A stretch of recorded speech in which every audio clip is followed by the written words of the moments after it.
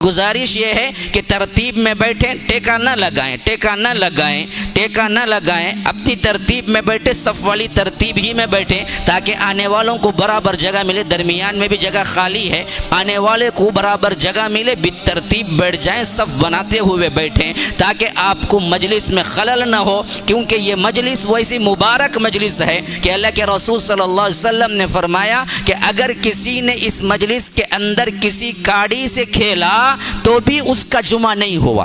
اللہ اکبر، کتنا سنجیدہ مجلس ہے، دیکھیے کتنی سنجیدگی اللہ کے رسول صلی اللہ علیہ وسلم نے اختیار کرنے کا حکم دیا کہ اس میں سلام کلام بھی نہیں ہو سکتا، کسی نے سلام کیا تو جواب بھی نہیں دینا چاہیے، حتیٰ کہ اللہ کے رسول صلی اللہ علیہ وسلم نے فرمایا کہ اگر کسی نے اپنے ہاتھ سے ادھر کی کاڑی ادھر کی، ادھر کی کاڑی ادھر کی تو بھی اس نے لغو کام کیا، اور جس نے لغو کام کیا اس کی جمعہ نہیں ہوتی۔ فمن لغا فلا جمعۃ لہ، جس نے لغو کام کیا اس کی جمعہ نہیں ہوتی۔ آپ حاضر ہوئے، سنے، نماز پڑھے، لیکن ثواب کے اعتبار سے آپ کو کچھ نہ ملا تو اس سے بڑی بدبختی کوئی اور نہیں ہوگی۔ مجلس کو پہچانیے کہ یہ بڑی مبارک مجلس ہے جس کے اندر اللہ کے رسول صلی اللہ علیہ وسلم پھلانگنے سے منع کیا کرتے تھے، جلدی آنے کے لیے بزور کہا کرتے تھے، اور صحابہ رسول اللہ کا یہ اہتمام اس حد تک ہوتا تھا کہ وہ صبح سویرے فجر کے بعد سے تیاری کرنے لگتے تھے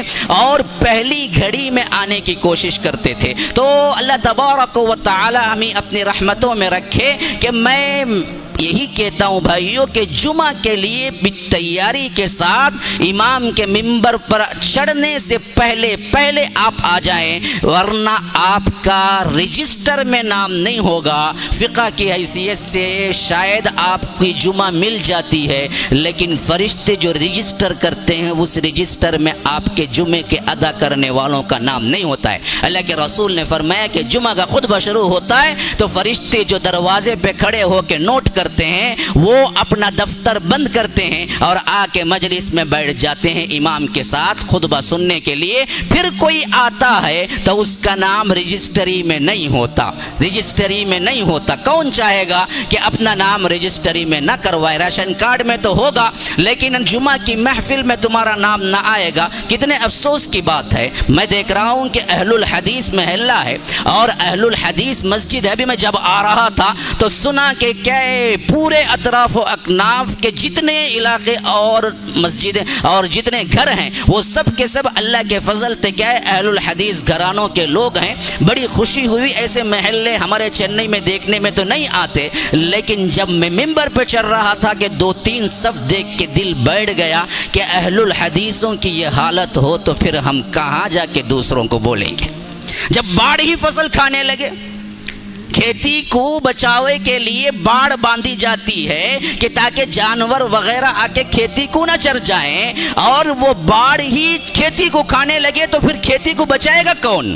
یہی حالت ہم اہل الحدیثوں کی ہو چکی ہے۔ اہل الحدیث ہی کتاب و سنت پہ عمل پیرا نہ ہو، وہ خود جمعہ کی اہمیت نہ ہو، ممبر سے چڑھنے سے پہلے پوری مسجد بھر جانی چاہیے، لیکن وہاں پر 2 صف ہوں تو پھر کس کا ماتم کریں؟ ہم کن کن کے پاس جا کے بولیں؟ جن کا دعویٰ ہے کہ ہم حدیث اور قرآن پہ چلتے ہیں، ان کی مسجدوں میں امام ممبر پہ چڑھتا ہے تو 2 صف، لا حول ولا قوت الا باللہ۔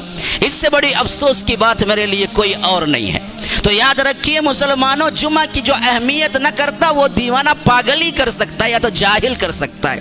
اتنی عظمت اللہ کے رسول صلی اللہ علیہ وسلم نے بتلائی، اتنی عظمت بتلائی، فرمایا کہ اسی دن اللہ تبارک و تعالی نے حضرت آدم کو پیدا کیا اور اسی دن وہ ہوگا جو قیامت قائم ہوگی۔ اللہ اکبر۔ اس طرح کی اگر آپ کے کام ہیں، آپ مصروف ہیں، پتہ نہیں جمعہ وہ دن ہو جہاں قیامت قائم ہونے کا دن ہو تو ہم سب پکڑے نہیں جائیں گے۔ اللہ تبارک و تعالی ہم سے نہیں پوچھے گا کہ جمعہ کا دن تھا کہاں مصروف تھا، گھر میں، جاب میں، تجارت میں، کام میں، دل لگی میں، ہنسی مذاق میں، چائے خانوں میں، نہیں۔ اذا نودی للصلاة من یوم الجمعہ، اذان دے دی جائے تو دوڑو، بھاگو، نکلو، فسعوا الى ذکر اللہ وذروا البیع، جاؤ اللہ کے گھر کی طرف، مسجد کی طرف، اور حرام ہو جاتی ہے تم پر تجارت. وَذَرُوا الْبَيْعَ. ہم نے اپنے کاموں کو کیا ہے اذان پر ترجیح دی, پھر تو اللہ کی بہت بڑی نافرمانی ہو رہی ہے. ہم کو کیا حق پہنچتا ہے کہ ہم پھر قرآن و سنت پر عمل کرنے والوں کا کیا ہے نعرہ بلند کریں؟ تو اللہ کے لیے کیا ہے اپنے آپ کو تبدیلی لائیں. مجھے ایک جمعہ ملا, پتہ نہیں پھر کبھی آؤں گا یا نہیں, لیکن میں نے سوچا کہ آج میں نہ کہوں گا تو کل اللہ کے دربار میں میں بھی دراصل گنہگاروں میں کھڑوں گا.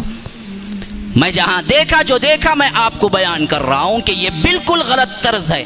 اہل الحدیث مساجد کے اندر خطبے کے وقت 2 صف, لا حول ولا قوت الا باللہ. خطبہ شروع ہونے سے پہلے پوری مسجد بھر جانی چاہیے, خطبے کے بعد تو تمہارا نام رجسٹر میں بھی نہیں لکھا جاتا. ہماری حالت عجیب ہے. اللہ تبارک و تعالی ہم پر رحم کرے.